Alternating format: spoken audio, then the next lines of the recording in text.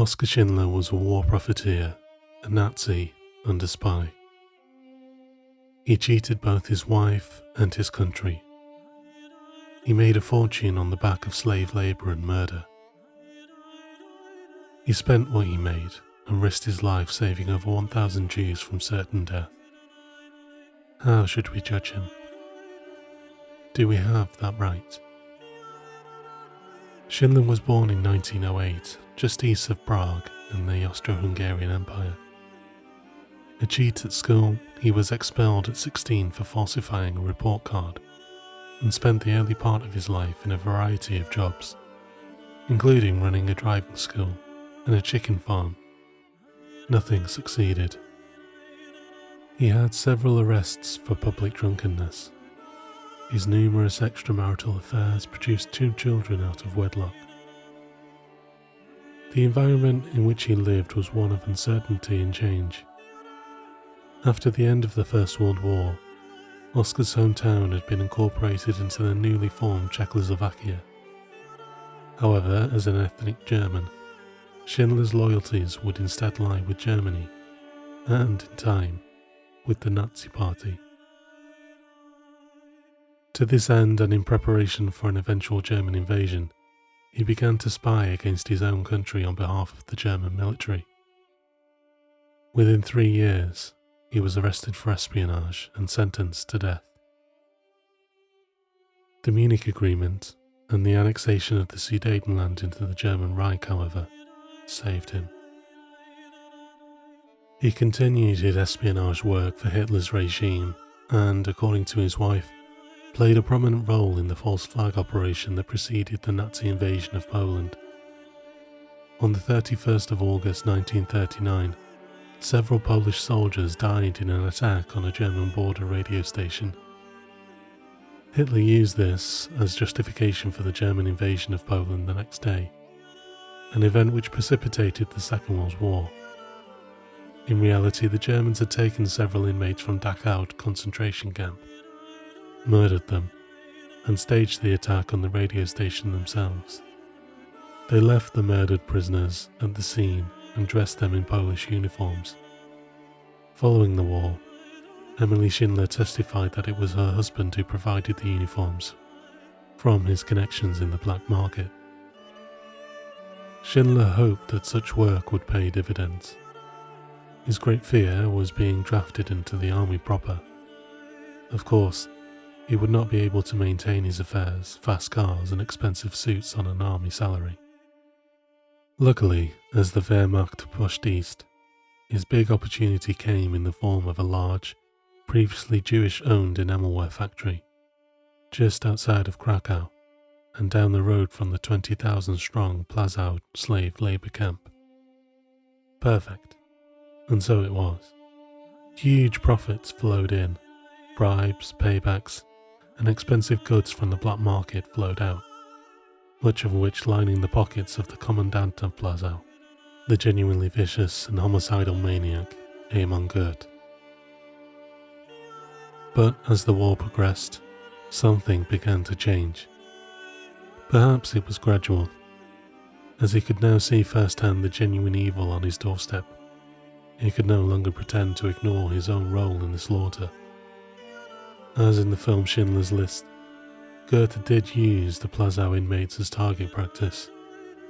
He did train his dogs to maul the inmates to death on command. Or maybe there was a genuine epiphany, a single event that caused the dramatic change of heart. All we do know is that around 1942, 43 and onwards, he began to take steps to genuinely improve the lives of those around him. He built a subcamp inside his factory complex to house his Jewish slave labourers. Of course, he used Jews rather than Poles because they were cheaper, their meagre salaries paid directly to the SS. Nevertheless, conditions were better than in Plazau. More food, no random murders. Here, if you were sick, you could spend the necessary time to recover. In Plazau, you had 24 hours, after which you were shot. It cost Schindler to do this, in bribes to Goethe, and the various SS departments in charge. And it was not without risk. Eventually, the corruption and bribes did catch up with him. It was during this time that he was arrested 3 times on suspicion of bribing officials, but ultimately never charged. By 1944, with the Soviet army rapidly advancing west, Schindler's factory was closed down, its workers due to be fed back into the Nazi killing machine. However, Oskar managed to gain a license to operate an armaments factory, essential to the war effort. More bribes, more payoffs. His enormous fortune slowly draining away.